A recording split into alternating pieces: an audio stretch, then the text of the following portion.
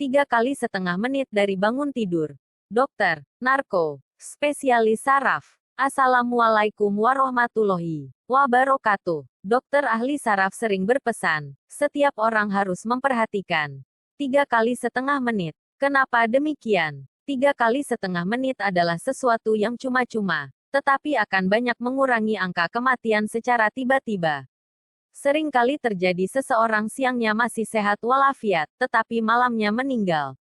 Tidak jarang kita mendengar cerita orang. Kemarin saya masih ngobrol dengan dia, kenapa tiba-tiba dia meninggal?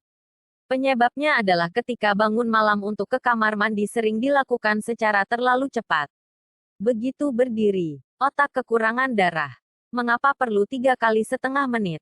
Karena pola ECG, elektrokardiogram, seseorang normal pada siang hari, tetapi bangun tengah malam untuk melaksanakan hajat tiba-tiba gambar ECG itu dapat beda.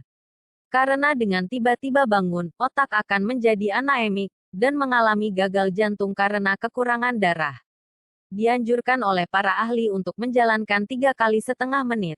Yakni, 1. Bila terbangun, jangan langsung turun dari tempat tidur, tetapi berbaringlah selama setengah menit. 2. Duduk di tempat tidur selama setengah menit. 3. Turunkan kaki dan duduk di tepi ranjang selama setengah menit. Setelah 3,5 menit yang dilakukan tanpa harus membayar sesen pun, otak tidak akan anaemik dan jantung tidak akan mengalami kegagalan, mengurangi jatuh dan meninggal ketika bangun tengah malam. Pernah setelah membaca tulisan ini, seorang usia lanjut menangis menyesali kenapa tidak mengetahui hal ini jauh-jauh hari. 2 tahun lalu dia bangun tengah malam untuk buang air kecil.